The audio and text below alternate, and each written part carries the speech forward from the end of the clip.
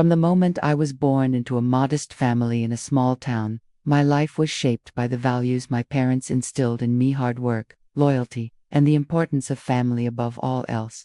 My dad was a factory worker, toiling day in and day out to put food on the table, while my mom managed the household with grace and determination. We weren't rich, but we had each other, and that seemed enough. As a kid, I dreamed big, inspired by stories of entrepreneurs who rose from nothing to build empires. I excelled in school, always the top of my class, and by high school, I was already tinkering with side hustles like selling handmade crafts online. Little did I know that these small beginnings would lead to something monumental. After graduating, I skipped college to dive straight into the business world, starting with a tiny e-commerce store selling tech gadgets. The early days were brutal: sleepless nights, endless rejections from suppliers, and scraping by on ramen noodles. But my persistence paid off. Within 2 years, the business had grown to 6 figures in revenue, and I began hiring my first employees. My family was proud. Dad would brag about me to his coworkers, calling me the future of our lineage. I poured everything into it, expanding into software development and creating apps that solved real-world problems for small businesses. By my mid-20s, the company was valued at millions, and I was featured in local newspapers as a self-made success story. Supporting my family became my greatest joy, paid off their mortgage, funded my siblings' education, and even bought Dad a new truck he had always wanted. Life felt perfect, like I had achieved the American dream. But beneath the surface, tensions were brewing. Dad, with his old-school mindset, started questioning my methods, calling my innovative approaches shortcuts and implying I was getting lucky rather than earning it. I brushed it off at first, attributing it to generational differences, but the comments grew sharper over time. Still, I kept giving, hosting family gatherings, covering medical bills, and ensuring everyone was taken care of. The business hit $20 million in annual revenue when I launched a groundbreaking AI tool that revolutionized inventory management for retailers worldwide. Investors came knocking, partnerships formed, and suddenly, I was rubbing shoulders with industry titans. Yet, home remained my anchor, or so I thought. One fateful evening, during a family dinner celebrating my latest milestone, Dad exploded in a fit of rage over a trivial disagreement about business ethics. He accused me of being disconnected from our roots, of chasing money at the expense of integrity. The words that cut deepest were when he looked me in the eye and said, "You're nothing but a lowlife who forgot where he came from." The room fell silent. My mom tried to intervene, but the damage was done. I felt a mix of shock, betrayal, and heartbreak. How could the man I idolized, the one I had supported unconditionally, turn on me like this? That night, as I lay awake, I realized that no amount of success could mend a fractured family bond if it was one-sided. The decision to leave wasn't made lightly, but it crystallized in my mind. I needed to start anew, away from the toxicity that threatened to undermine everything I had built. So, I began planning my exit, researching places where I could rebuild, without the weight of past judgments. Packing up my life wasn't just about physical belongings. It was about severing ties that had defined me for so long. I liquidated some assets to ensure financial security, but the emotional toll was immense. My siblings pleaded with me to stay, insisting Dad didn't mean it, that it was just his temper flaring after a bad day at work. But I knew better. Those words were the culmination of years of unspoken resentment. Perhaps he envied my success, or maybe he felt diminished by my achievements. Whatever the reason, I couldn't continue pouring into a relationship that drained me. I chose Bali as my destination, drawn to its serene beaches, vibrant culture, and entrepreneurial community. It was far enough to provide a fresh start, but connected enough for business. The flight was long, filled with reflections on my journey from that small-town kid to a multimillionaire. Landing in Denpasar, the warm tropical air hit me like a promise of renewal. I rented a villa overlooking rice terraces, setting up a makeshift office with high-speed internet. The first weeks were a whirlwind of adjustment, learning basic Indonesian phrases, exploring local markets, and diving into yoga sessions to clear my mind. Business didn't stop. I managed my team remotely, delegating more than ever to trusted executives back home. Revenue dipped slightly at first due to the transition, but the AI tool continued to thrive, attracting new clients from Asia. I immersed myself in the expat scene, networking with fellow entrepreneurs who had similar stories of leaving behind toxic environments. One guy, a former Wall Street trader, shared how family pressure nearly broke him before he fled to Thailand. These connections reminded me I wasn't alone. Slowly, the pain from Dad's words began to fade, replaced by a sense of liberation.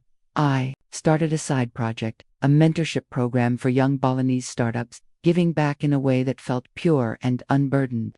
Mornings were spent surfing, afternoons on calls, and evenings watching sunsets that painted the sky in hues of orange and pink, yet echoes of home lingered. Calls from Mom, updating me on family news.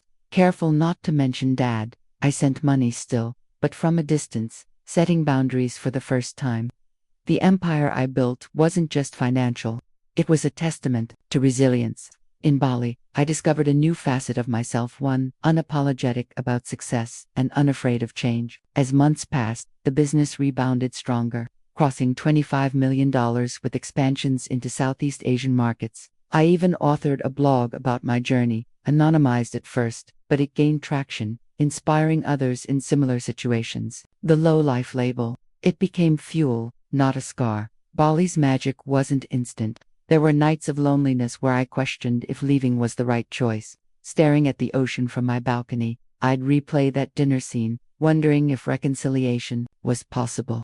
But each time, I reminded myself that self-respect demanded action. I threw myself into local culture, learning to cook nasi goreng and participating in temple ceremonies that taught me about balance and gratitude. Business-wise, I innovated further, partnering with Indonesian tech firms to localize my AI software, which boosted adoption rates dramatically. Revenue streams diversified, subscriptions, consulting, even a spin-off app for tourism management.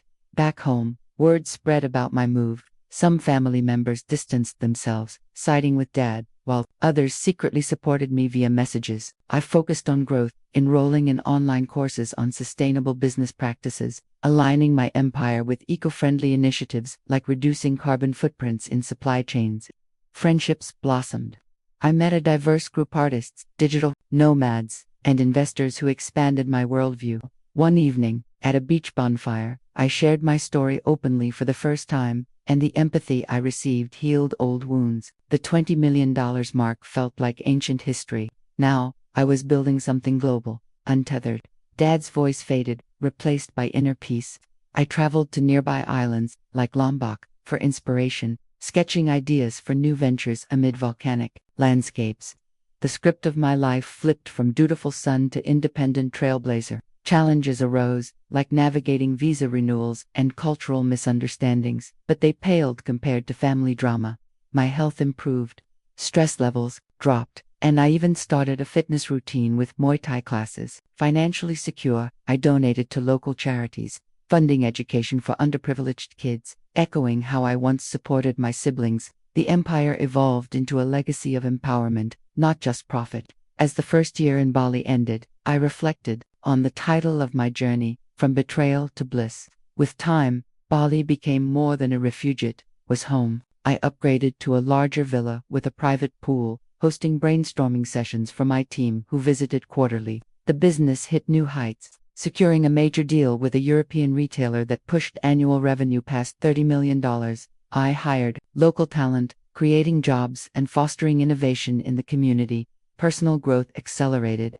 I meditated daily, read philosophy books, and even tried painting as a hobby. Family updates came sporadically. Mom's health scare prompted me to fly back briefly, but Dad refused to see me, stubborn as ever. It hurt, but I respected his choice, focusing on forgiveness from afar. In Bali, I found love unexpectedly, dating a fellow expat who ran a wellness retreat. Our shared ambitions strengthened us.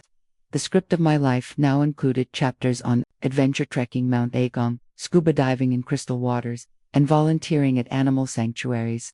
Business pivoted toward social impact, launching a foundation to support entrepreneurial families in developing countries. Reflections on Dad's words turned philosophical. Perhaps his outburst was a catalyst for my evolution. I wrote a book outline about resilience in the face of familial rejection, drawing from real experiences. Networks expanded globally.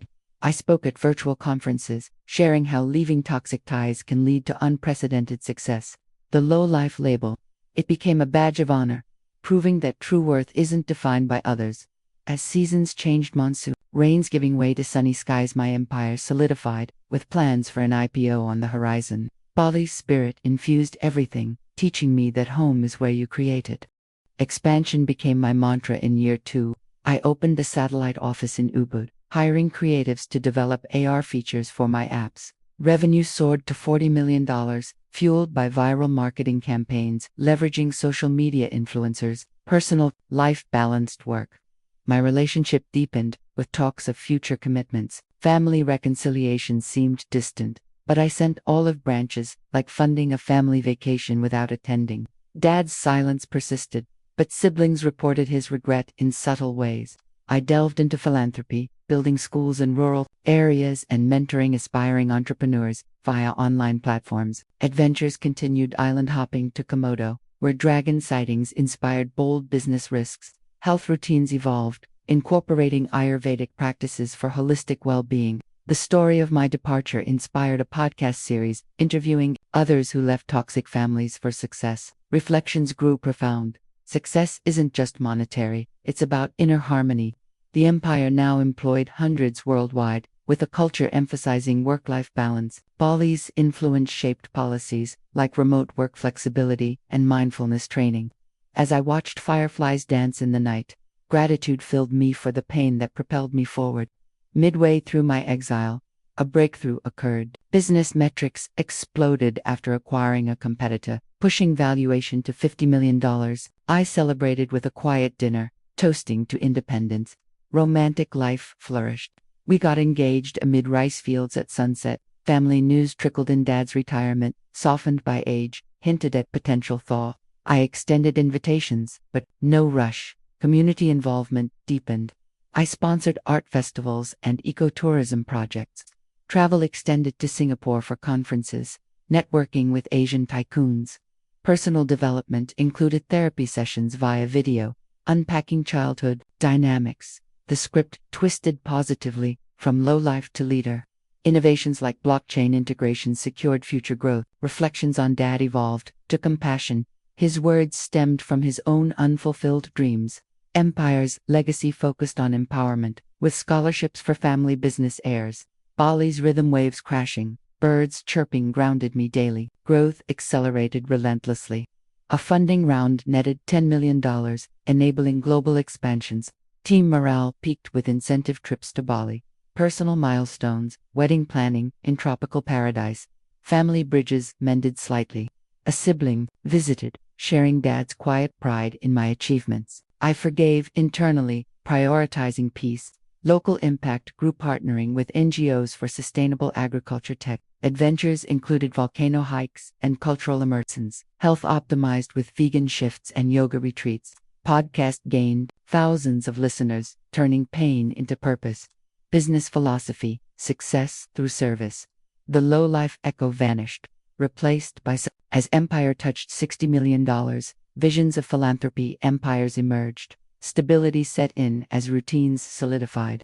Office expansions to Jakarta diversified operations. Revenue stabilized at high levels, with passive income streams. Marriage brought joy, a beach ceremony with close friends. Family reconciliation progressed. Dad sent a hesitant email, acknowledging past mistakes. I responded kindly, open to dialogue. Community leadership role in expat groups, amplified voice.